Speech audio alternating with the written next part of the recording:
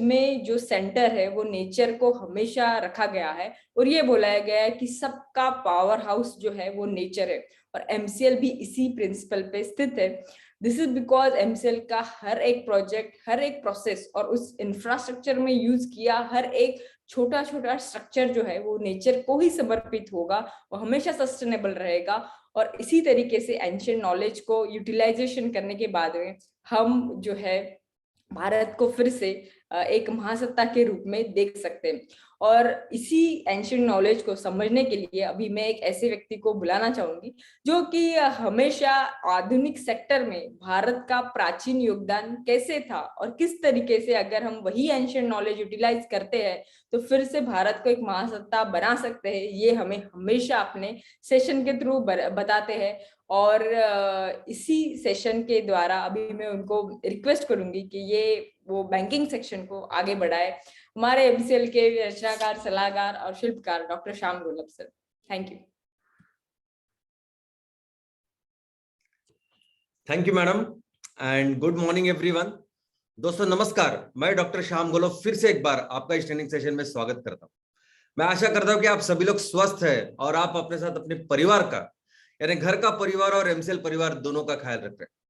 मैं ये भी उम्मीद करता हूं कि आप सभी लोग 1 घंटा बहुत अच्छी एक्सरसाइज कर रहे हो, अपने हार्ट, अपने लंग को मजबूत कर रहे हो और अपनी इम्यूनिटी को बढ़ा रहे हो। तो चलिए शुरुआत करते हैं आज के टॉपिक से। दोस्तों, business is all about making profit. किसी भी बिजनेस का मूल उद्देश्य, मकसद यही होता है कि पैसा कमाना, प्रॉफिट करना। आप किस दुनिया में किसी भी कोने में जाइए और दुनिया में किसी भी स्कूल में बिजनेस की जो व्याख्या है, जो डेफिनेशन है, वो डेफिनेशन ऐसे ही है कि एक ऐसी संस्था जो पैसे कमाने के लिए बनाई जाती है और किसी वस्तु या किसी सेवा का मैन्युफैक्चरिंग या देके वो पैसे कमाते हैं। तो पूरी दुनिया में यही एक व्याख्या है कि बिजनेस यानी पैसा कमाना। लेकिन एक दो जगह पे ऐसा भी है कि इस बिजनेस के 2 प्रकार बताए गए हैं। तो एक ऐसी संस्था जिसका उद्देश्य होता है प्रॉफिट कमाना, और एक ऐसी संस्था जिसका उद्देश्य प्रॉफिट कमाना नहीं लेकिन सामाजिक कुछ अच्छा काम करना, जिसे हम लोग कहते हैं एनजीओ। लेकिन मुझे यह प्रश्न पड़ा कि कुछ लोग ऐसा बोलते हैं कि एनजीओ बिजनेस का एक पार्ट है। तो कैसे वो बिजनेस, कैसे वो एनजीओ अगर सामाजिक काम के लिए भी कुछ काम कर रहा है, सामाजिक कुछ अच्छी चीजों के लिए काम कर रहा है, तो कैसे आगे बढ़ेगा? कितने दिन तो क्या वो सिर्फ चंदा, डोनेशन इसके ऊपर काम करेगा? वो खुद चलने के लिए भी उसको चाहिए कुछ ऐसी एक्टिविटी करेगी जिससे प्रॉफिट निकले। अभी देखिए ना, एमसीएल में हम जिस उद्देश्य के साथ, जिस विजन और मिशन के साथ काम कर रहे हैं, हम क्या कर रहे हैं, हमारा भी मकसद है कि ज्यादा से ज्यादा पैसा कमाना, सब दुनिया की सबसे बड़ी कंपनी तैयार करना, और ये मैक्सिमम जो प्रॉफिट, जो हमारी क्षमता है हमारे देश की, वो कमा के हम फिर हमारे देश के ये जो गांव है, ये जो हमारे तहसील है, ये जो जरूरत है उसको पूरा करना, फिर से हमारे गांव को सुजलाम सुफलाम करना, पूरा प्रॉफिट हम लोग इसमें लगाने वाले हैं। तो मुझे लगता है कि आने वाले दिनों में एनजीओ यानी क्या और एनजीओ किस तरह से होनी चाहिए, इसके लिए एमसीएल पूरी दुनिया के लिए एक एक एग्जाम्पल क्रिएट करने वाला है। तो दोस्तों, जब बिजनेस की बात करते हैं तब हम हमारे इस जो एमसीएल का बिजनेस मॉडल है उसको समझना भी बहुत जरूरी है। आज एमसीएल बिजनेस मॉडल का एक इस तरह हमने स्ट्रैटेजी मॉडल तैयार किया है कि हमारे इस परिवार में जो भी सदस्य है वो सभी उद्योजक है। यानी हमारे बीडीए, हमारे चैनल पार्टनर, हमारे सभी तरह के उद्योग, यानी एमवीपी, एमबीएस, हर तरह के काम करने वाले उद्योजक, यहां तक के हमारे एमपीओ में जो जो आज शेयर होल्डर है, चाहे वो किसान हो, बगैर किसान हो, कोई गांव में रह रहा है, कोई शहर में रह रहा है, हर कोई जो एमसीएल से जुड़ा हुआ है, हर कोई उद्योजक है।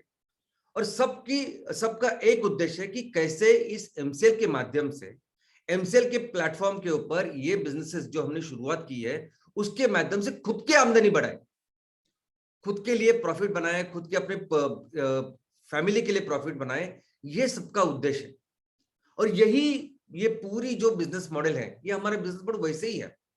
और अगर आप किसी भी पोजीशन पे हो, अगर आप सिंपल एमपीओ मेंबर्स भी हो या सिंपल चैनल पार्टनर हो या किसी भी लेवल पे अगर काम कर रहे हो, लेकिन अगर आपकी योग्यता है, अगर आप में वो पैशन है, अगर आप बहुत कुछ वो प्रतिभा अगर आप में है, तो आप कल एमसीएल के सर्वोच्च स्थान पे भी जा सकते।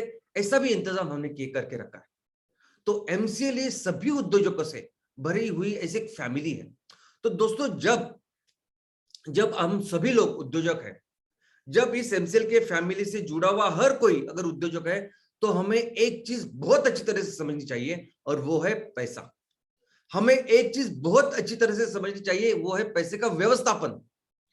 क्योंकि ये बहुत बहुत बहुत यानी कोर है, यानी एक ऐसी एक्टिविटी, जैसे हम लोग पढ़ाई करते हैं, तो पढ़ाई करते हैं तो उद्देश्य क्या होता है कि ज्यादा से ज्यादा मार्क अच्छे लाना, अच्छे स्कूल कॉलेज में एडमिशन लेना।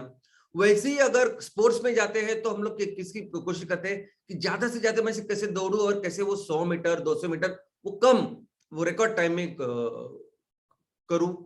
उसी तरह से अगर आप बिजनेस की बात कर रहे हैं, तो business is all about making money, right. लेकिन बहुत बार हमारे ये उद्योजक हमारे इस पैसे को ही इसके ऊपर ध्यान ही नहीं देते। और आपके सामने आजू बाजू आज हमारे सामने हजारों ऐसे एग्जांपल्स हैं, जो बहुत ही अच्छे प्रतिभावान ऐसे उद्योजक हैं, जो बहुत मेहनत करते हैं, जो बहुत सच्चाई के साथ एक अच्छे इंटेंशन के साथ वो काम करते हैं, दिन रात मेहनत करते हैं, लेकिन फिर भी जो करना चाहिए बिजनेस वो तैयार नहीं कर पाते। और उससे भी आगे जाके मैं कुछ बोलता हूं कि कुछ ऐसी भी कंपनियां हैं, ऐसे भी लोग हैं कि जिन्होंने अपनी मेहनत से, अपनी योग्यता से, अपनी काबिलियत से अच्छी कंपनियां भी तैयार की, लेकिन उन्होंने ऐसे ये जो पैसे का जो एंगल है ना, उसके ऊपर ध्यान ही नहीं दिया। हमें हमेशा लगता है कि वो पैसे का जो चीजें कौन देखेंगे, तो सीए देखेंगे, सीएस देखेंगे, अकाउंटेंट देखेंगे, हमें ज्यादा देखने की जरूरत नहीं। लेकिन इस चक्कर में एक बहुत ही जबरदस्त ऐसे बिजनेसेस पूरे नीचे जा सकती है, और पूरा जो बिजनेस है वो पूरा बिजनेस फिर से लो हो सकता है, एकदम जीरो हो सकता है। और ऐसा बहुत ही अच्छा एग्जांपल मैं आज आपके सामने रखना चाहता हूं। दोस्तों, ये तलवलकर जिम करके एक जिम है। 1932 यानी 90 साल पहले इन्होंने बहुत ही पैशनेट इसके बारे में जो अच्छे लोग थे, उन्होंने इस जिम की शुरुआत की। दोस्तों, इस जिम को बहुत मशहूर किया, इसका नाम रोशन किया, इसको बिजनेस बहुत बढ़ाया। ये इसके मेन प्रमोटर है मधुकर तलवलकर साहब, जो आपको अभी दिखाई दे रहे हैं। आपको यकीन नहीं होगा, लेकिन जैसे आपको अभी ये दिख रहे हैं, उनकी उम्र है 91 ईयर्स। 91 ईयर्स 91 ईयर्स में ये व्यक्ति पुलअप्स मारते हैं। आप अभी भी जिस भी एज में हो, कोई भी एज में जो हो, अपना आप पुलअप मारने की कोशिश कीजिए। पुलअप्स यानी मैं सिर्फ वजन वगैरह उठाने की बात नहीं कर रहा हूं, पुलअप्स की बात कर रहा हूं मैं। ये आज भी पुलअप्स मारते, तो सोचिए कितने दिल से, और इनकी जो जीवन पद्धति वो जबरदस्त है, इसलिए 91 ईयर्स में भी आज वो ऐसे दिखते हैं। तो एक बहुत ही पैशनेट इन्होंने ऐसी तलवलकर जिम करके ये ब्रांड ये चालू किया। बाद में इनकी वो लगन, मेहनत, और एक अच्छे इंसान है, उन्होंने कुछ फंड रेजिंग की। और एक ऐसा समय था कि इस तलवलकर ये जो सेक्टर है हेल्थ सेक्टर से भी बेहतर नेक्स्ट जिम का सेक्टर है, इसमें पहली ऐसी कंपनी थी कि जो इतने बड़े लेवल पे काम कर रही थी। हमारे देश में लगभग 80 से ज्यादा शहरों में इन्होंने 520 से ज्यादा ब्रांचेस खोले। उन्होंने आईपीओ में गए, उन्होंने पैसा रेज किया। इनफैक्ट इनिशियली आईपीओ के पहले भी इन्होंने जो जो पैसा रेज किया, आपको यकीन नहीं होगा, लेकिन हॉलीवुड के जेनिफर लोपेज से लेके हमारे बॉलीवुड के शाहिद कपूर, मलाइका अरोरा, इन्होंने सबने इन पे पैसा डाला इस कंपनी, क्योंकि लोग अच्छे हैं, कंपनी अच्छी, सब कुछ। लेकिन वो जो फाइनेंशियल जो चीज है, उसके तरफ साहब ने इन्होंने कभी शायद देखा नहीं, उसकी तरफ ज्यादा ध्यान नहीं दिया। तो इनके साथ जो लोग थे, जो सीए सीएस बाकी कुछ लोग थे, उन्होंने इस तरह से इसका सब मैं तो कहूंगा कि गलत व्यवस्थापन किया, कि जिसकी वजह से आज ये जो कंपनी है, इसके 520 से जो शाखाएं कम होकर आज सिर्फ 3 से 4 शाखाएं है। आज उनका शेयर 2 से 3 रुपए का है, और उनके ऊपर ऑलमोस्ट 750 करोड़ का लायबिलिटी है, उसमें से 450 करोड़ बैंक का लोन है। तो दोस्तों, ये बहुत जरूरी है समझना कि पैसा और पैसे का व्यवस्थापन इनफैक्ट आप जहां रह रहे हो अभी, जिस तहसील में, गांव में, और हमारे देश से लेकर दुनिया में कहीं किसी भी देश में जाइए, वो लोग सक्सेसफुल होते हैं। और जो लोग सक्सेसफुल है बिजनेस में, उनमें एक चीज कॉमन होती है कि वो बहुत अच्छी तरह से समझते पैसे को, बहुत अच्छी तरह से समझते कि कैसे बिजनेस में पैसे का ख्याल रखा जाए, पैसे का व्यवस्थापन करना चाहिए, जो हम लोग नहीं समझते। और ऐसा नहीं है कि इनको समझने के लिए इनके पीछे बैकग्राउंड होता है, वो कुछ सीए होते हैं, सीएस होते हैं, अकाउंटेंसी आते हैं, बिल्कुल नहीं। अभी एक अच्छा एग्जांपल मैंने आपके सामने रखा है धीरूभाई अंबानी साहब का, लेकिन ऐसे सभी एग्जांपल्स हैं। वो ही लोग सक्सेसफुल होते हैं बिजनेस में जो पैसे के बारे में ख्याल रखते हैं। अगर हम सभी लोग उद्योजक है, अगर हम सभी लोग चाहते हैं कि हमारे घर में हमें एज ए उद्योजक मेरा ज्यादा से ज्यादा प्रॉफिट हो, तो ये चीज हमें सबको बहुत अच्छी तरह से समझनी पड़ेगी। और दोस्तों, ये अगर चीज है तो फाइनेंस के ये पैसा, ऑफ कोर्स मैं आपको समझाऊंगा भी, लेकिन एमसीएल में एक प्रिंसिपल है काम करने का, एक तरीका है समझने का, कि हम लोग कोई आपको गाइड नहीं देंगे, हम लोग कोई आपको किताब नहीं देंगे, कोई लेक्चर्स नहीं देंगे, देखिए आप लेक्चर्स देखो, ये गाइड पढ़ो, फिर आप इसमें एक्सपर्ट हो जाओ, नहीं। It is always learning by doing. करो, आप करो, देखो कोई चीज अगर 100 रुपए में भी बनती है, 10 रुपए में भी बनती है, तो किस तरह से 10 रुपए में बने। कोई चीज अगर वो 6 महीने में भी बनती है, 2 महीने में भी बनते, तो किस तरह से उसको करो। तो हर चीज में हम सभी मिलके इसको सीखेंगे कि कैसे इस चीज का हम लोग व्यवस्थापन करें, कैसे पैसे का व्यवस्थापन करें। और मुझे लगता है कि आप सभी लोग इस चीज को बहुत अच्छी तरह से समझे। बाकी कोई चीज आपको समझे ना समझे, टेक्नोलॉजी नहीं समझी, आपको बाकी की कुछ चीजें नहीं समझी, मार्केटिंग की चीजें नहीं समझी, वो ठीक चलेगा। लेकिन आप अगर इसमें हो, किसी भी बिजनेस में, किसी भी व्यवसाय में, और स्पेशली जब एमसीएल में हो, तब हमें इसमें बहुत अच्छी तरह से समझना चाहिए कि कैसे मैं 100 रुपए से 150 200 रुपए बना सकता हूं। और दोस्तों, आज की तारीख में पैसे हमारे जीवन की बहुत मूलभूत अत्यावश्यक ऐसी जरूरत बन चुकी है। यानी अगर आप घर में भी हो, हाउस वाइफ हो, घर का काम कर रहे हो, फिर भी आपको पैसे लगने हैं, दूध सब्जी सब कुछ। आप ऑफिस जा रहे हो तो भी आपको पैसे लगने हैं, आप बिजनेस कर रहे हो तो पैसे तो लगने ही है, आप स्कूल में जा रहे हो तो स्कूल की फीस वगैरह रहेगी, उसके लिए पैसे लगते हैं, कॉलेज में जाते हो उसके लिए पैसे लगते हैं, अगर आप कहीं घूमने जा रहे हो तो उसके लिए पैसे लगते हैं। तो ऐसी कोई भी चीज नहीं है कि जहां पैसे नहीं लगते। इतना जरूरी बन गया हमारे जीवन में पैसे का स्थान। और जहां पैसे आते हैं वहां आती है बैंक।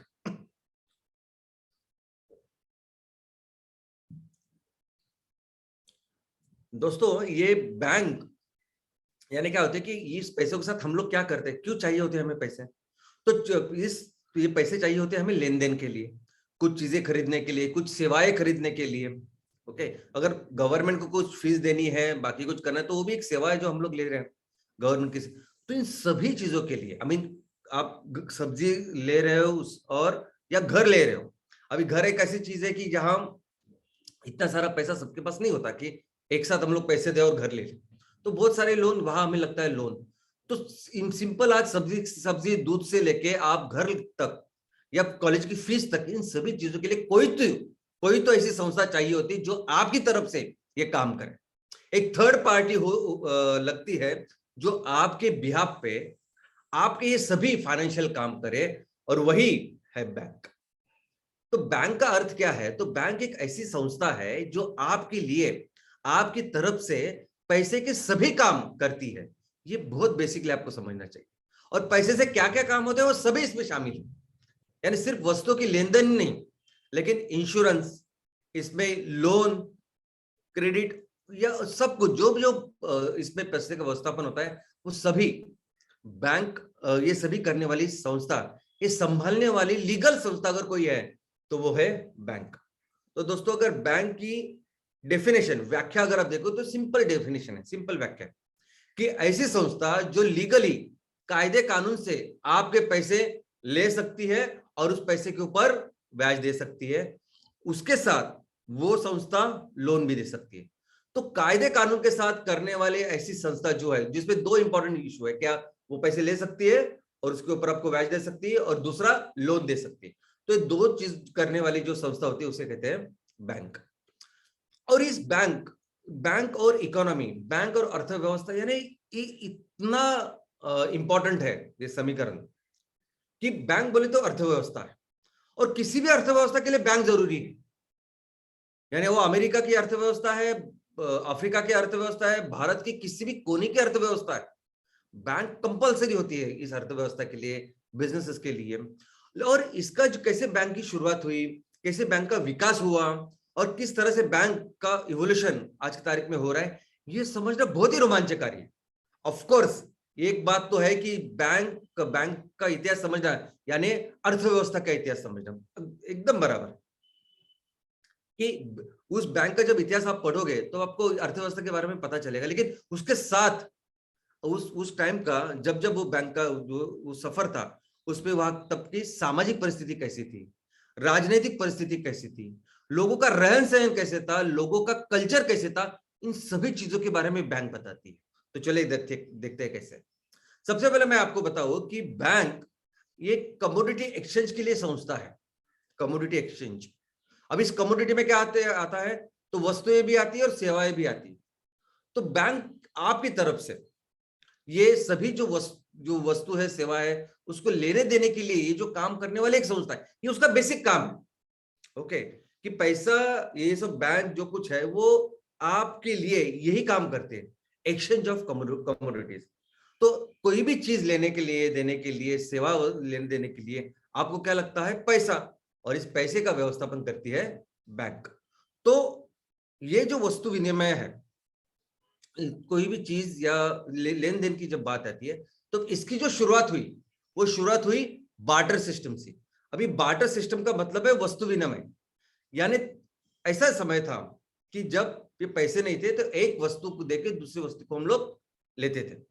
यानी दुनिया में देखो, दुनिया में सबसे पहले इकोनॉमी की शुरुआत हुई हमारी खेती बाड़ी से, एग्रीकल्चर से। मनुष्य एक प्राणी था और एक सामाजिक प्राणी बना, एक समाज में रहने लगा। उसका कारण ही था एग्रीकल्चर। वो खेती ही थी कि जिसके वजह से भटक ने उसने छोड़ दिया, एक जगह पे रुक के वो खेती करने लगा। गांव बसे, शहर बसे, और हमें बाद में पता। तो जब वो गांव बसे तब इनिशियली क्या होता था उस अर्थव्यवस्था में, कि बहुत सारे लोग खेती करते थे। उसमें से कुछ लोग ऐसे होते थे कि जो खेती के लिए उपकरण या औजार जो लगते हैं वो बनाते थे। कुछ लोग ऐसे थे जो वस्त्र बनाते थे। कुछ लोग ऐसे थे जो आपका घर बनाते थे। तो ये सभी लोग फिर एक दूसरे के लिए अपनी वस्तु या सेवा देने के लिए उसके एक्सचेंज में उनकी वस्तु लेते थे। यानी अगर आप मेरे घर के लिए लकड़ी का सामान बना रहे हो तो मैं अपने खेतों से जो मैंने धान तैयार किया मैं आपको दूंगा। तो इस तरह से बार्टर सिस्टम चलता था। लेकिन उस व्यवहार में, उस लेन देन में क्या होता था कि बहुत परेशानी होती थी। यानी हर वो जो व्यवहार है, जो चीज है, वो सही है क्या गलत। अगर मैंने आपको कोई चीज दी है, वो शायद ज्यादा वैल्यू की हो सकती है, मूल्य की हो सकती है, और जो मैं आपसे ले रहा हूं वो कम है, तो मैं तो घाटे में रहा। दूसरा ऐसा भी हो सकता है ना कि उसका वस्तुमान आकारमान का कोई लेना देना नहीं था। यानी आप बोरी भर के आप उसको चीनी दो, नमक दो, सपोज बहुत बड़ा बोरी भरी आपने और नमक दिया उनको, और उसके बदले में सिर्फ चप्पल ली। तो चप्पल दिखने में छोटे ही है, या जूते छोटे हैं, आकारमान वस्तुमान कम है, लेकिन उसका मूल्य ज्यादा, हम सभी जानते हैं आज की तारीख में।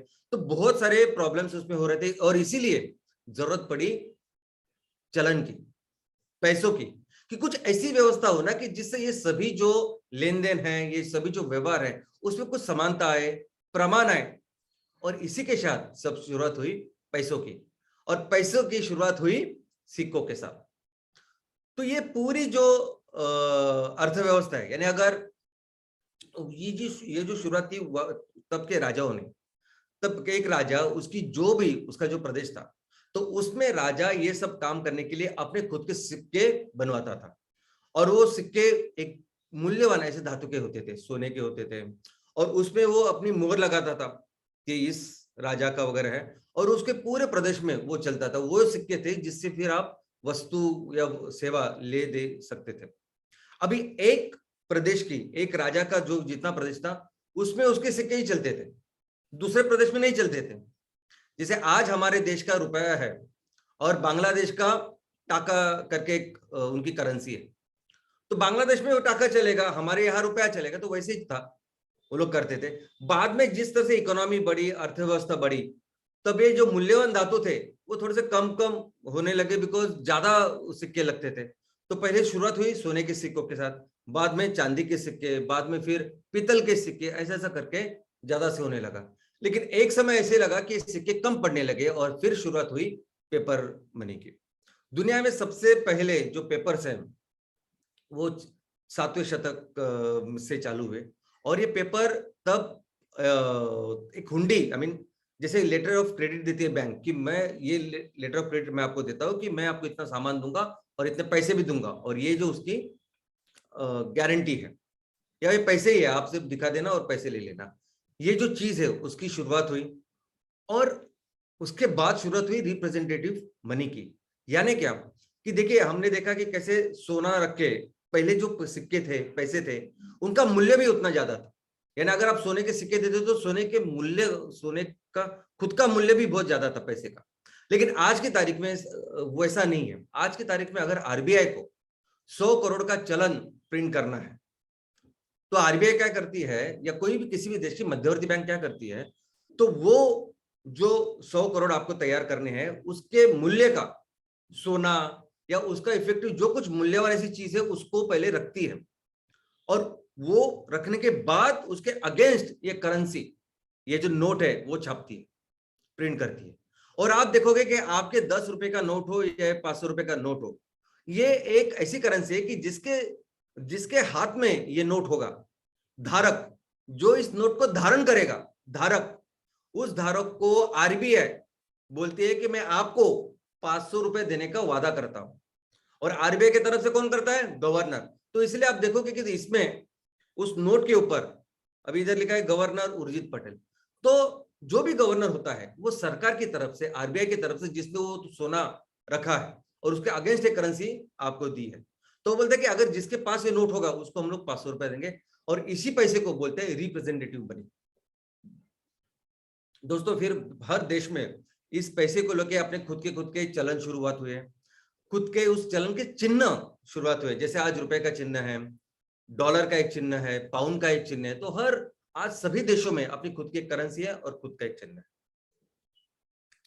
एक बाद में एक ऐसा समय आया कि ये पेपर की भी जरूरत नहीं पड़ी, सिर्फ कंप्यूटर के ऊपर आप लोगों से ये पैसा ले दे सकते हो, वस्तु या सेवा लेने देने की शुरुआत हुई, और इसे हम लोग कहते हैं इलेक्ट्रॉनिक बैंकिंग, जहां कंप्यूटर से ये सब चलने लगा।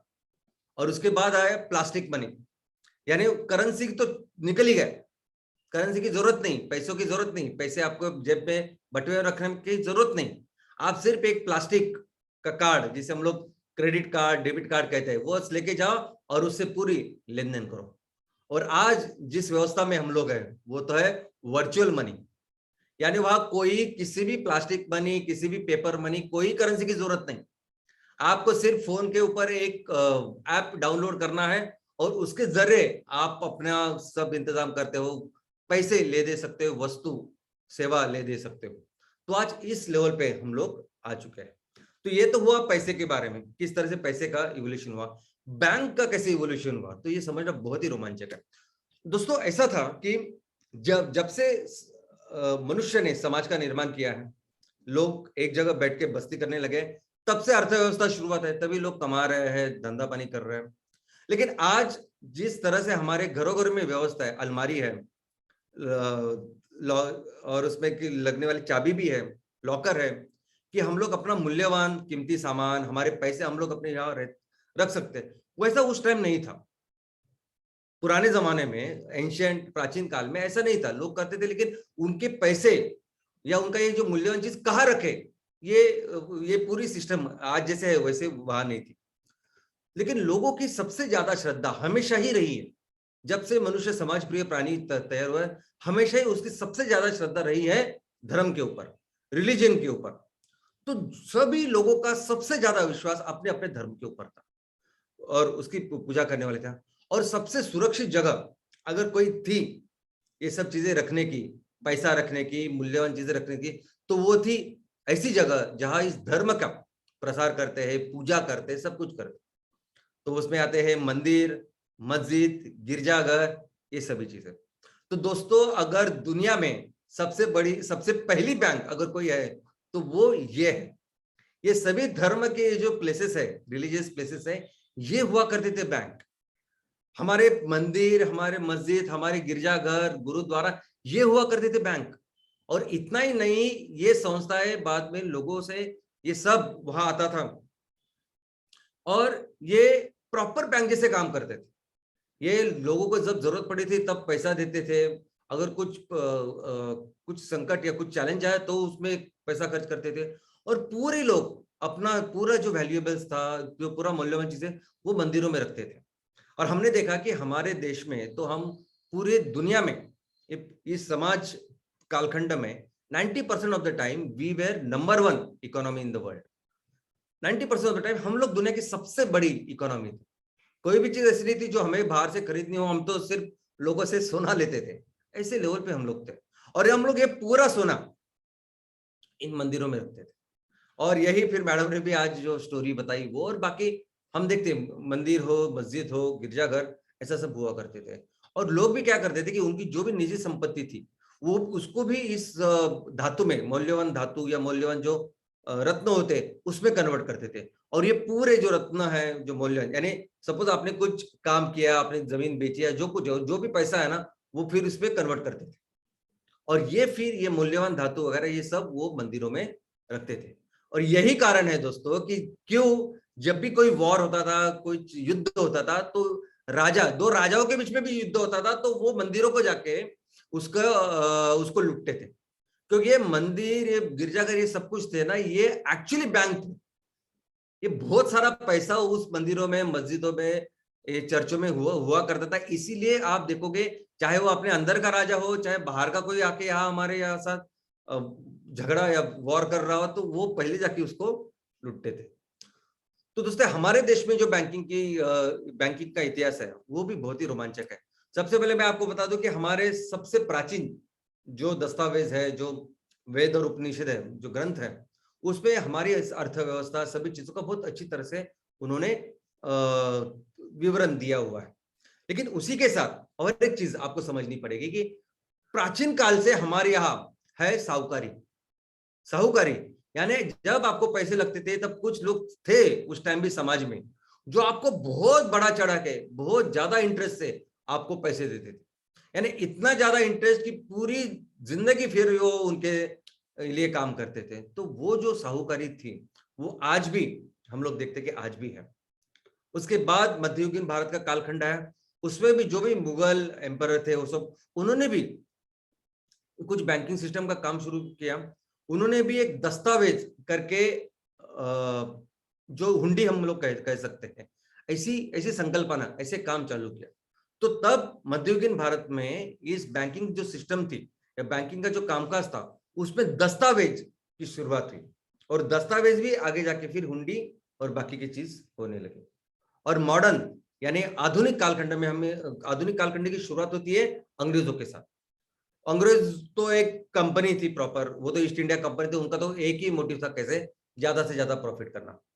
लेकिन मैं आपको बता दूं कि अंग्रेजों ने अभी पीछे हमारे देश में प्राचीन कालखंड में या मध्ययुगीन कालखंड में क्या बैंकिंग व्यवस्था थी हमें पता नहीं, क्योंकि उसके बारे में कुछ पेपर्स या उसके बारे में कुछ जो लिखा था वो कोई रिकॉर्ड अवेलेबल नहीं। ओके, हो सकता है, तो मुझे अभी तक तो मिला नहीं, शायद मुझे अब ज्यादा पढ़ाई करनी पड़ेगी। लेकिन अंग्रेजों ने बहुत कुछ लिख के रखा है। अंग्रेज जब यहाँ आए बिजनेस करने के लिए, तो उनके लोगों ने लिख के रखा है कि वो यहाँ की ये पूरी अर्थव्यवस्था, ये पूरी जो बैंकिंग सिस्टम थी, वो इतनी अच्छी तरीके से थी कि उनके कंपैरिजन में ये अंग्रेज बहुत पीछे थे, ऐसा अंग्रेजों ने लिख के रखा है। सबसे पहले मॉडर्न बैंक जो हमारे यहाँ खुली वो 1770 में बैंक ऑफ हिंदुस्तान थी, और 1786 में जनरल बैंक ऑफ इंडिया। लेकिन ये दोनों बैंक ज्यादा देर तक चली नहीं। इन अंग्रेजों ने अपने बिजनेसेस के लिए बैंकों का निर्माण किया। उनको चाहिए थे पैसे, या उनको आदान प्रदान, वस्तु के आदान प्रदान करने के लिए चाहिए थे सपोर्ट। तो इसीलिए फिर उन्होंने ये बैंकों का निर्माण किया, जिस बैंक में है यूनियन बैंक ऑफ कलकत्ता, सबसे पहली बैंक है जिन्होंने शुरुआत की। और दूसरी बात इलाहाबाद बैंक, जो अभी भी काम कर रही है। और इतना ही नहीं, उन्होंने क्या किया, बाहर के जो फॉरेन बैंक्स थे उनके देश में, उनको भी यहाँ लेके आए। देखो बैंक की जो जरूरत है वो उन दिनों भी कितनी थी, ये आप समझ सकते हैं कि बैंक कितने अहम होते थे बिजनेसेस के लिए। अंग्रेजों ने देखो ये सिर्फ 2 ही नाम दिए थे, 2 नाम नहीं है। अभी भी मैंने जो बताया 2 नाम, 2 नाम, बहुत सारे नाम है जो मैं यहाँ नहीं दे सकता। और मुझे लगता है कि आप पढ़ो इसके बारे में, देखो फॉरेन बैंक्स में मैंने सिर्फ वही नाम लिखे जो आप जानते हो। HSBC जानते हो, ग्रीनलैंड जानते हो, ये दोनों बैंक तब से है, तब अंग्रेजों ने लाया हमारे उनके काम के लिए, बिजनेसेस के लिए। लेकिन पूरी तरह से भारतीय बैंक, पूरी तरह से भारतीयों ने तैयार की बैंक, इसकी भी शुरुआत हुई क्योंकि इतने सारे भारतीय व्यापारी थे, वो भी अपना काम धंधा कर ही रहे थे। तो सबसे पहली बैंक जो शुरुआत हुई वो थी औध कमर्शियल बैंक 1881 में, और बाद में पंजाब नेशनल बैंक जो 1894 से चल रही है, जो आज भी चल रही है। दोस्तों, तो आप देख सकते हैं कि 19वां जो शतक है उसके एंड तक ये सब बैंकिंग की शुरुआत हुई। और जब 19 के बाद 20वां जो शतक था उसमें शुरुआत हुई है स्वदेशी मूवमेंट की। अभी जब ये स्वदेशी मूवमेंट शुरुआत हुई तब सभी लोग अपना नारा लगा रहे थे कि नहीं स्वदेशी, तो उसमें बहुत सारी बैंक सिर्फ और सिर्फ अपने लोगों के लिए, भारतीयों के लिए शुरुआत हुई। हमारे लोगों ने शुरुआत की, जिसमें सीरियन कैथलिक बैंक है, bank of India, south Indian bank, bank of Baroda, Indian bank, central bank of India, ये सभी बैंक और कई सारे हैं जिनके नाम आप देख सकते हैं, पढ़ सकते हैं। तो ये सभी बैंकों की शुरुआत बाद में स्वदेशी यानी 1910 से लेकर 1920 तक इस सब कालखंड में इन बैंक की शुरुआत हुई। और 1934 में सबसे जन्म हुआ एक एक्ट का जिसका नाम था रिजर्व बैंक ऑफ इंडिया। 1 अप्रैल 1935 से इस बैंक का जन्म हुआ। एक्चुअली 1926 में हिल्टन यंग कमीशन करके कमीशन अंग्रेजों ने, ब्रिटेन ने यहाँ भारत में भेजा कि भारत में ये पूरी जो अर्थव्यवस्था को लेके जो बैंकिंग सिस्टम है उसको किस तरह से हम लोग मॉनिटर करें, किस तरह से कंट्रोल करें, किस तरह से इस पूरा सिस्टम होना चाहिए, किस तरह से चलन होना चाहिए, और किस तरह से इस चलन का आगे अर्थव्यवस्था को लेके जाने का उसका सहभाग होना चाहिए, रोल होना चाहिए। ये पूरा करने के लिए 26 से लेके, आई मीन उसके पहले भी वो काम कर रहे थे, 26 में इंडिया आए थे ये काम करने, और 34 के एंड में अपना कायदा बना। लेकिन ये पूरा करने के बाद हम लोग गर्व के एक साथ कह सकते हैं कि ये पूरा हिल्टन यंग कमीशन ने जो भी RBI बनाया, जो रिजर्व बैंक ऑफ इंडिया बनाया, वो हमारे एक भारतीय ने, जो देश के, जो दुनिया के वन ऑफ द बेस्ट अर्थतज्ञ थे, डॉक्टर BR अम्बेडकर, उनके सजेशन से बना। तो उन्होंने जितने भी सजेशन थे उससे अपना बना RBI। आजादी के बाद अंग्रेज तो छड़ गए, लेकिन ये पूरी व्यवस्था वहां थी। कुछ बैंक थे जो प्राइवेटली काम करते थे और ऐसा सब कुछ चल रहा था।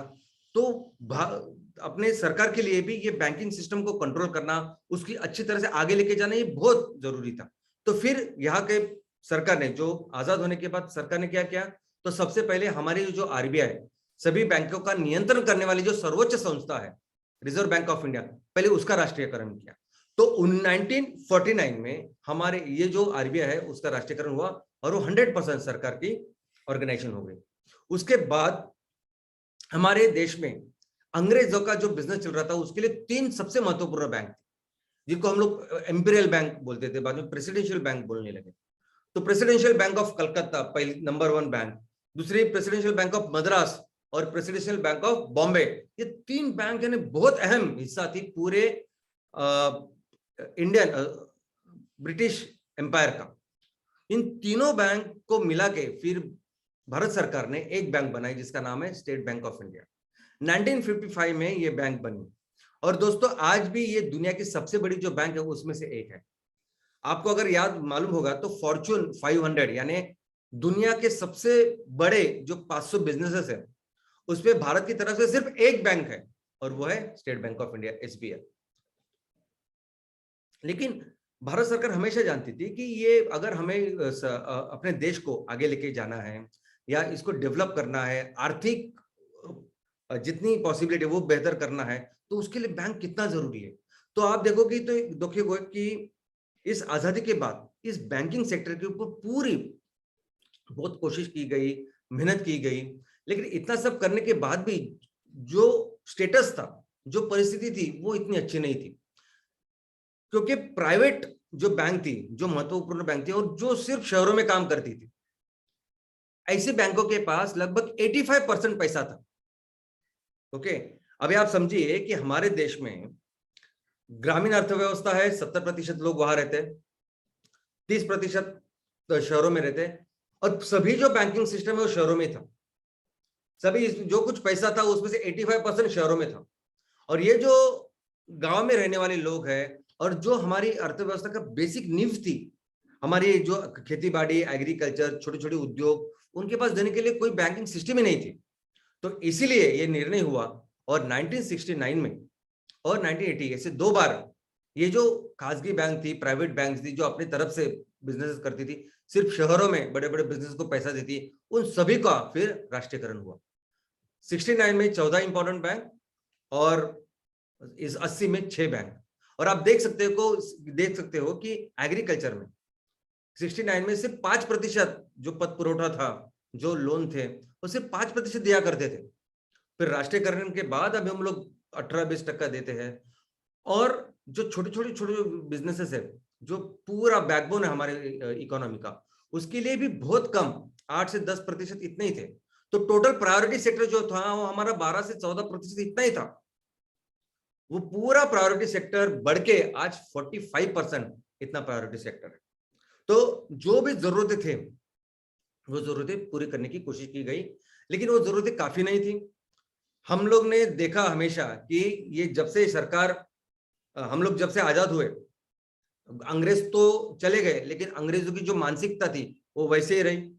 ये सभी जो बाबू लोग सब काम करते थे, रेड टेपिज्म यानी लाल फीती, यानी कोई भी काम करना हो तो मिलता ही नहीं था कुछ, लाइसेंस राज, ये सब कुछ। और बैंक का भी उस पे वैसे उसी तरह बैंक पूरी सिस्टम जो थी उसी की वजह से भी आगे नहीं बढ़ पा रही थी, लोगों को फायदा नहीं हो रहा था। इसलिए 91 में जो भी उदारीकरण, जागतिकीकरण और खाजगीकरण, जिसे हम एलपीजी कहते हैं, लिबरलाइजेशन, प्राइवेटाइजेशन और ग्लोबलाइजेशन, 1991 में हुआ, क्योंकि हम बहुत ही चिंताजनक परिस्थिति में थे इस सभी लाल फीती से की वजह से।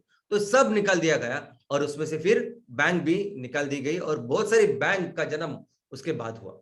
आज हमारे देश में जो बड़ी बड़ी इंपॉर्टेंट बैंक है, उनका जन्म इस 91 के बाद हुआ। तो दोस्तों, अलग अलग तरह की बैंक होती है। सबसे पहले तो एक बैंक है जो सेंट्रल बैंक ऑफ इंडिया है, जो mean central bank of India नहीं, जो हमारी देश की मध्यवर्ती बैंक है। ये एक ऐसी बैंक, एक ऐसी संस्था जो हमारे देश में सर्वोच्च तो है ही, लेकिन बाकी पूरा जो बैंकिंग सिस्टम है हमारे देश का, उसको रेगुलेट करती है, उसका नियंत्रण करती है, उसको सुपरवाइज करती है। बैंकों की बैंक अगर कोई है तो वो है आरबीआई। सब कुछ बैंक के बारे में अगर कोई तय करना है, आगे की कुछ ध्येय धोरण है, गाइडलाइंस है, ये कौन डिसाइड करता है? तो वो करती है आरबीआई। तो आरबीआई एक अपनी तरह से अलग ऐसी संस्था है। लेकिन दूसरे जो है, जो नॉर्मली बिजनेस करते हैं, वो सभी आते हैं कमर्शियल बैंकों में। कमर्शियल बैंक यानी ऑफकोर्स बिजनेस है। बैंक भी वैसे देखा जाए तो बिजनेस करने वाली संस्था है।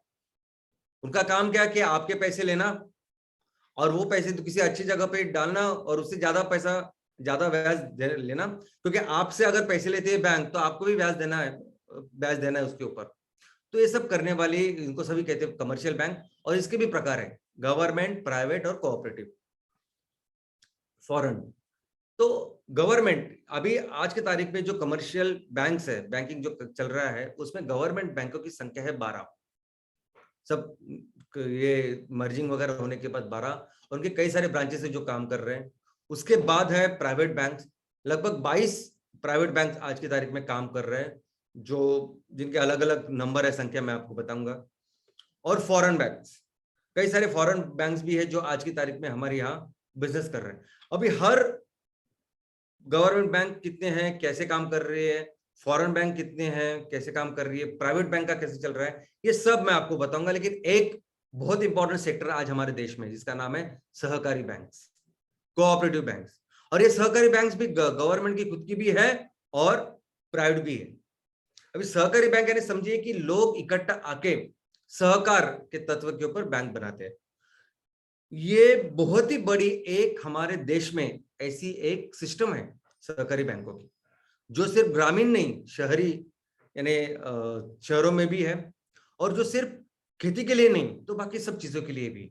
और इसकी बहुत अच्छी जानकारी हम लोग जल्दी लेंगे। तो बैंकिंग सिस्टम जो है भारत में, तो देखिए, अगर कोई पूछेगा कि आपके यहाँ बैंक कितने हैं, कितनी व्यवस्था है आपकी बैंक में। तो ये सिंपल सा हम लोग बोल देते हैं कि हमारे यहाँ बैंक डेंसिटी कितनी है, तो 1 लाख लोगों के लिए हमारे यहाँ 14.58 इतने बैंक है, तो एवरेज है। दुनिया का ग्लोबल कितना एवरेज है, तो दुनिया में 1 लाख लोगों के लिए 17.80 इतना है। तो ज्यादा फर्क नहीं है वैसे देखा जाए तो, ठीक है, हम लोग कम है तो ठीक है, लेकिन इतना हमारा एवरेज है। लेकिन दोस्तों बैंकिंग का मतलब ये नहीं है, पहले हमको सबको ये समझना पड़ेगा एवरेज 1 लाख लोगों के पीछे इतने बैंक है, ये एवरेज समझना ज्यादा इंपॉर्टेंट नहीं है। इंपॉर्टेंट क्या है ये समझना, इंक्लूसिव बैंकिंग। देखो क्या है कि एवरेज कैसे करते हैं आप, कि शहरों में बहुत ज्यादा है, गांव में कम है, पूरा आप इकट्ठा लाते हैं और उसको डिवाइड करके आप एवरेज निकालते हैं। लेकिन हमको ये समझना है कि आज की तारीख में बैंकिंग बहुत इंपॉर्टेंट चीज बन गई है। जैसे पैसा इतना इंपॉर्टेंट हो गया, तो वैसे ही बैंक, हर कोई व्यक्ति, हर कोई परिवार अगर कहीं भी रहता हो तो उसको कम पैसे वाले, वो जो अफोर्ड कर पाए उस वो सब चीज को, तो ऐसा अफोर्डेबल, कम पैसों वाली, सस्टेनेबल ऐसी बैंकिंग, और उसके बैंकिंग से रिलेटेड हर चीजें, सर्विसेज जो होती है वो मिलना, वो हर देश की एक प्रमुख प्राथमिकता है। आप समझ रहे इस बात को? यानी हमारे देश में रहने वाले हर परिवार को बैंकिंग से जुड़े हुए हर व्यवस्था, हर प्रोडक्ट्स, यानी इंश्योरेंस, लोन, बाकी डिपॉजिट्स, ये सभी कुछ मिलने चाहिए, अच्छे दाम पे मिलने चाहिए, सस्टेनेबल मिलने चाहिए, तब जाके हमारी अर्थव्यवस्था आगे चढ़ी। ये बहुत इंपॉर्टेंट है। लेकिन आज की तारीख में अगर आप देखोगे तो हमारे यहाँ जितने लोग शहरों में रहते हैं, अभी शहर या अर्बन जिसे कहते हैं, तो ये भी 3 टाइप के हैं। ओके, पहले आता है सेमी अर्बन। अभी इसमें हिंदी को में क्या बोलते हैं मुझे याद नहीं, लेकिन सेमी अर्बन यानी क्या, तो वो शहर जिसमें 10,000 से 1 लाख तक इतनी जनसंख्या है। नेक्स्ट आता है अर्बन, जिसे 1 लाख से 10 लाख की व्यवस्था है, वो अर्बन जिसमें बहुत ज्यादा लोग रहते हैं। और थर्ड है मेट्रो सिटी, उसमें 10 लाख से ज्यादा अगर लोग रहते हैं तो उसको कहते हैं मेट्रो। अब इस अर्बन नागरिक क्षेत्र में हम लोग देखेंगे तो ज्यादा से ज्यादा अर्बन इसमें रहते हैं, सेमी अर्बन नहीं तो अर्बन, यानी 1 लाख से लेकर 10 लाख तक, ऐसे सब बहुत सारी सिटीज है, शहर है। तो उसमें अगर आप देखोगे तो ब्रांचेस ऑलमोस्ट 27% है देश के, लेकिन डिपॉजिट्स, पैसा कितना है उनके पास, सिर्फ 16%। और उसके भी आगे जाके जहां सबसे ज्यादा लोग रहते हैं वहां क्रेडिट्स लोन कितने दिए जाते हैं, सिर्फ 12%। और सीडीआर अगर आप देखोगे तो सीडीआर भी इतना कम है। तो सीडीआर यानी क्या, तो कैश डिपॉजिट रेशो, यानी 54.80, यानी जितना आपके पास कैश है उतना ही आपने एक्चुअली लोन देना चाहिए आइडियली। सीडीआर जो बोलते हैं क्रेडिट एंड डिपॉजिट का रेशो होता है वो। अगर आपके पास इतना डिपॉजिट है तो आपने वो यूटिलाइज करना चाहिए लोगों के लिए, ऐसा उसका अर्थ होता है। वो होना चाहिए 90 के ऊपर होना चाहिए। अगर आपके पास 100 करोड़ रुपए है, पूरा सबको मिल, तो 100 करोड़ रुपए का आपने लोगों के लिए कुछ काम धंधा करने के लिए भी देना चाहिए। लेकिन यहाँ अर्बन में हम देखते हैं तो कितना है, ऑलमोस्ट हाफ देते नहीं, वो बहुत कम है। दूसरा, अगर आप यही चीज मेट्रो में जाओगे तो मेट्रो सिटीज में जहां 10 लाख से ज्यादा लोग रहते हैं, ब्रांचेस कितने हैं, 19% सिर्फ। दुनिया देश के जितने भी ब्रांचेस है उसमें से सिर्फ 19% है वहां, 19। लेकिन डिपॉजिट्स कितना है, पैसा कितना पड़ा हुआ है, तो 50% से ज्यादा है। क्रेडिट्स, लोन कितने दिए जाते हैं, तो पूरे देश में जितने लोन दिए जाते हैं उसके 64% इतना ज्यादा पैसा दिया जाता है, क्रेडिट दिया जाता है। तो सबसे ज्यादा लोन इन शहरों में दिया जाता है, मेट्रो में दिया जाता है। 19% बैंक है और 64%, और 96% सीडीआर, यानी जितना पैसा उनके पास है ऑलमोस्ट सब वो लोन में लगा देते हैं। तो ये परिस्थिति मेट्रो सिटी की। लेकिन यही चीज अगर आप रूरल में देखोगे, हमारे गांव में देखोगे, गांव में दोस्तों ब्रांचेस हम लोग बोलते हैं ना 1 लाख के कुछ है, हमारी इतनी बैंक है, ब्रांचेस है, तो ब्रांचेस ऑलमोस्ट 1/3 से ज्यादा 35% इतने ब्रांचेस हमारे देश के, हमारे गांव में। लेकिन डिपॉजिट कितना, पैसा कितना उनके पास, तो सिर्फ 10%। जितना पैसे देश का है सिर्फ 10% पैसा है रूरल में। और क्रेडिट लोन कितने देते हैं, लोन जहां 50% से ज्यादा आबादी है, जहां खेती है, सब कुछ है, लोन सिर्फ 8% दिया जाता है। 60% सिर्फ वो सीडीआर है, कैश डिपॉजिट रेशो। तो आप समझ सकते हैं कि कितना अनइवन है। इनफैक्ट यही तो चीज थी कि जिसकी वजह से राष्ट्रीयकरण हुआ। यानी जो चीज थी 1969 में कि जिसकी वजह से राष्ट्रीयकरण करना पड़ेगा, अब आज फिर से पूरा सर्कल घूम के हम लोग शायद उसी तरीके से आए।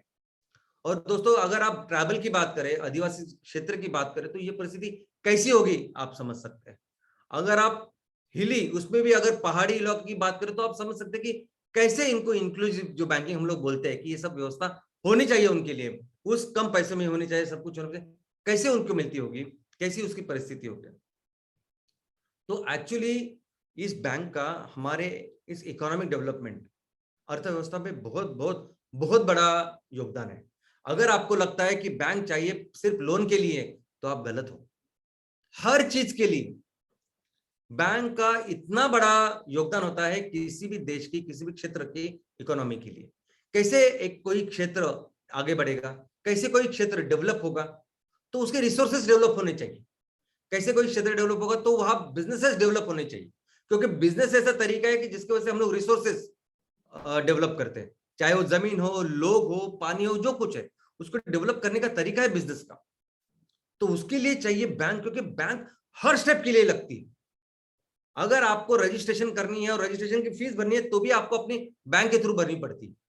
आगे जाके बिजनेस में आपको कोई सरकार की चलन या गवर्नमेंट की फीस, जो अलग अलग लाइसेंसेस है, सब कुछ हर चीज बैंक के थ्रू करनी पड़ती है। हर स्टेप के लिए बैंक लगती है, ना कि सिर्फ लोन के लिए।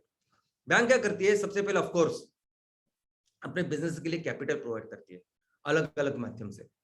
लेकिन बैंक सबसे इंपॉर्टेंट क्या करते हैं, अपने देश में ये जो पूरा पैसा है, कैपिटल है, उसको मोबिलाइज करती है, उसको चैनलाइज करती है।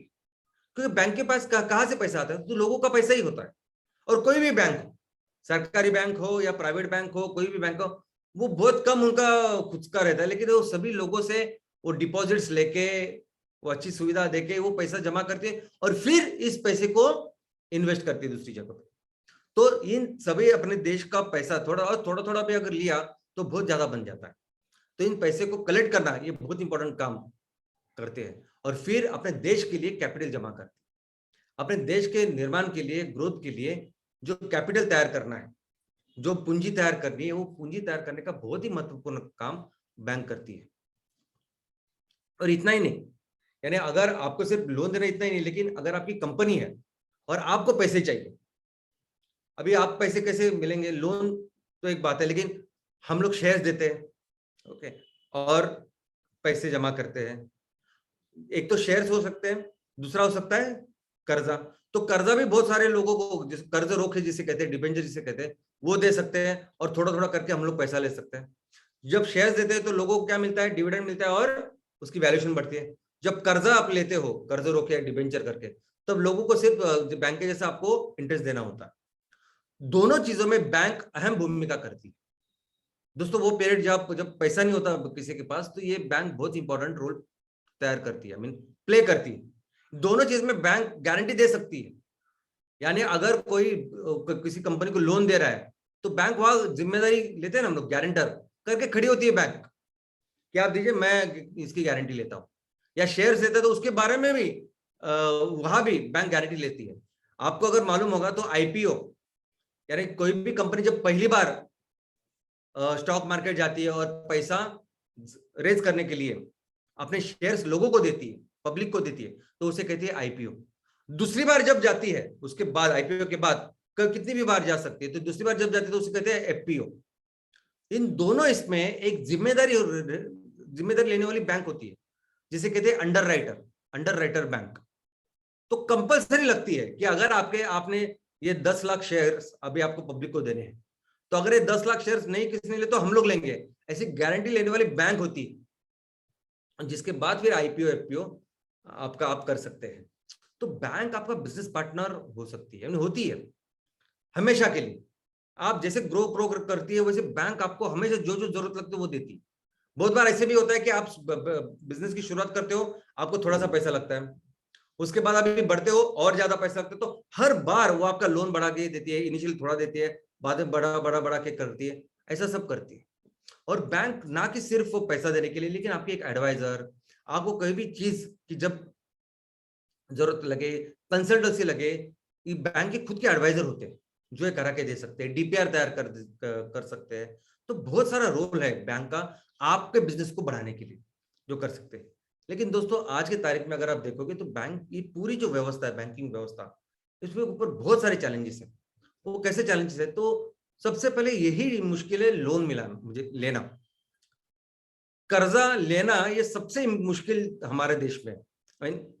बाकी देश को पता नहीं, लेकिन हमारे यहाँ हमने देखा अभी कैसे ग्रामीण क्षेत्र में और शहरी भाग, अर्बन, कितना कम वहां क्रेडिट है, बहुत मुश्किल। अभी ऐसा क्यों है? क्योंकि बैंक भी एक व्यवस्था है और बैंक को भी चाहिए। देखो बैंक, अगर आप ऐसा समझते हो कि नहीं, अगर कोई बैंक सिर्फ डिपॉजिट ले रही है तो बहुत अमीर बैंक है, तो बिल्कुल नहीं, डूब जाएगी वो बैंक।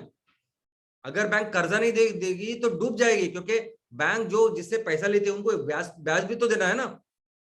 तो उनको कंपलसरी है कर्जा देना, उनको कंपलसरी, अच्छे लोग हैं, लोगों को कर्जा दे, उनको भी अच्छा पैसा मिले, सामने वाले का भी फायदा, फिर भी लोन नहीं मिलता। दूसरे, ये जो एग्रीकल्चर है, जो हमारे पूरे बिजनेस का या अर्थव्यवस्था, भारतीय अर्थव्यवस्था का जो बैकबोन है, कृषि और लघु उद्योग, जो सबसे इंपॉर्टेंट, सबसे अहम, सबसे ज्यादा एम्प्लॉयमेंट देने वाले क्षेत्र है, वही लोन नहीं है। सबसे कम लोन अगर आप देखोगे तो पूरी प्रायोरिटी सेक्टर में सब कुछ है, लेकिन जितना चाहिए वैसे पर्यटक क्षेत्र में नहीं है लोन। और ये व्यवस्था ऑलमोस्ट हर राज्य में है, हर राज्य में ये परिस्थिति है।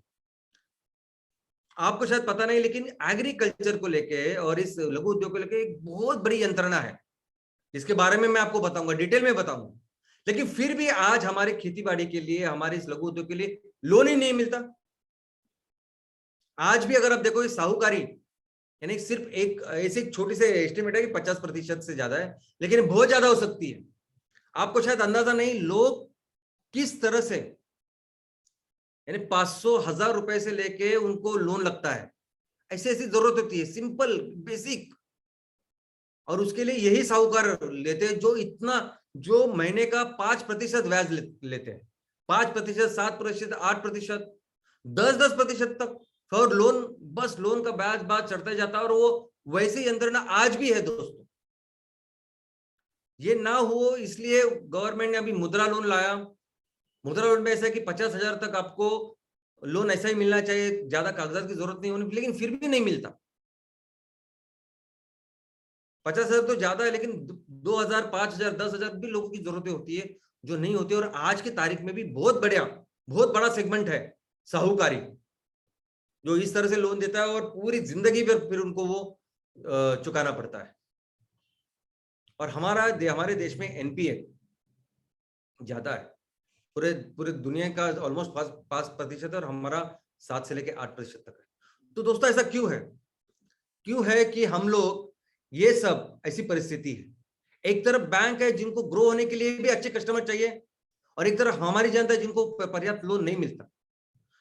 दूसरी तरफ ऐसी भी परिस्थिति है कि कैसे एक गांव है, जो गांव 80% पूरे साहूकारी पे चलता था, लेकिन एक चीज की वजह से वो पूरी साहूकारी खत्म हुई और अभी लोग सिर्फ 10% तक शायद साहूकारी जाती है, बाकी पूरे लोग वो साहूकारी से मुक्त हो गए। कैसे एक छोटी सी बैंक कैसे पूरे देश को बदल सकती है, कैसी ग्रामीण व्यवस्था है, कैसे इस खेतीबाड़ी के लिए व्यवस्था है, एग्रीकल्चर के लिए कितना बड़ा सिस्टम आज हमारे देश में है। सरकार ने आजादी के बाद अभी तक कितना कुछ सरकार कर रही है इस एग्रीकल्चर के लिए, फिर भी वो नहीं हो रहा है। वो सब हम लोग जानेंगे नेक्स्ट सेशन में। दोस्तों मैं फिर से बोलता हूं, ये फाइनेंस, ये पैसे का जो सेशन है वो बहुत इंपॉर्टेंट है। मेरी आपसे विनती है कि मैंने अभी आज यहाँ सेशन में कोई ज्यादा आपको वो आंकड़े नहीं बताया, ये ऐसे इतने ब्रांचेस ऐसे नहीं बताए। मुझे लगता है आप जरा जाइए, पढ़िए, कुछ नहीं फर्क पड़ेगा आपका क्या बैकग्राउंड है, कुछ नहीं। जितना आपको समझता है बैंक के बारे में, जितना आप पढ़ सकते हो, नेट से पढ़ो, अखबार पढ़ो, कोई बुक किताब पढ़ो, अपने बच्चों जो स्कूल में कॉलेज में जा रहे हैं उनसे पढ़ो, जो भी आपसे हो सकता है। लेकिन सिंपल चीजें, CLR SLR सिंपल चीज होते हैं, क्या करता है RBI, ये पढ़िए आप, ये पढ़िए, थोड़ी सी जानकारी लीजिए। आपको, हमको एक्सपर्ट नहीं होना, हमें कोई बैलेंस शीट नहीं तैयार करनी, लेकिन समझनी तो चाहिए क्या होती है बैलेंस शीट। दोस्तों छोटी चीजें ज्यादा होती हैं, लेकिन मुझे लगता है कि आप सभी ने इसको पढ़ना चाहिए। आप पढ़िए, आप देखिए हमारे यहाँ अपने आजू बाजू, अपने क्षेत्र में, तहसील में, गांव में इस बैंकिंग की क्या व्यवस्था है, और वो सभी चीजें मैं आपको बताऊं। कैसे सोल्यूशन, और मैंने कि हम लोग भविष्य में सोल्यूशन की बात करें।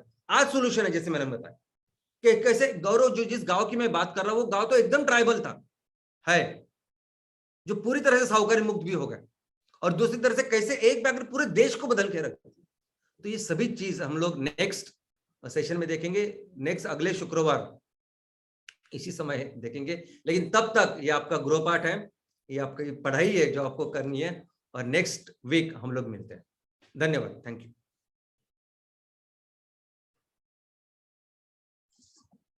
आर्थिक आजादी की बात करेंगे, फाइनेंशियल फ्रीडम की बात करेंगे, तो उसके पहले पैसे को जानना होगा। हम जब बात करते हैं कि फ्यूल इंडिपेंडेंस देंगे, इकोनॉमिक इंडिपेंडेंस देंगे, जब तक हमें पैसा समझ नहीं आएगा तब तक हम पैसे का विनियोग अच्छे सही नहीं कर पाएंगे। ये आज का थॉट था और उसकी हिस्ट्री आज बहुत सही तरीके से, सटीक तरीके से श्याम सर ने बताई है। गुड मॉर्निंग एमसीएल इंडिया परिवार।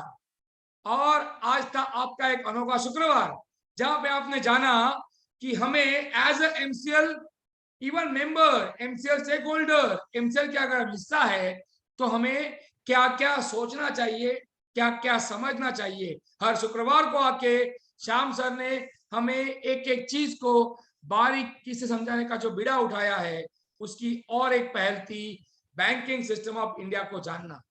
पर आज उन्होंने जो पूरा डिग आउट किया है हिस्ट्री को, और इतनी सरलता समझाया हमें कि आने वाले फ्यूचर में एमसीएल इंडिया को ग्रेट बनाने में क्या रोल प्ले करेगा प्रैक्टिकली, ये आज के सेशन एक एग्जांपल था। इसका पार्ट 2 आना बाकी है, और पार्ट 2 और इंटरेस्टिंग होगा, और एजुकेटिव होगा, और इंफॉर्मेटिव होगा, और हमारी आंखें जरूर खोलेगा।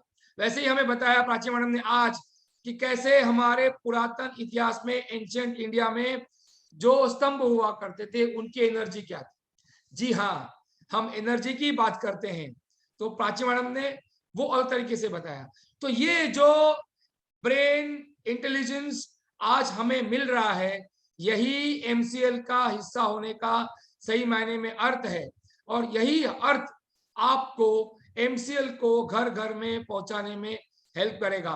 Thank you very much Shyam sir, thank you very much Prachi madam, and thank you very much all the MCL India परिवार who are coming here every Friday religiously, and interestingly आप ये सब लोग फॉलो कर रहे हैं। तो thank you all the channel partners, all MBP owners, BDS, senior BDS, MBS, MP owners, and all the family members of MCL India.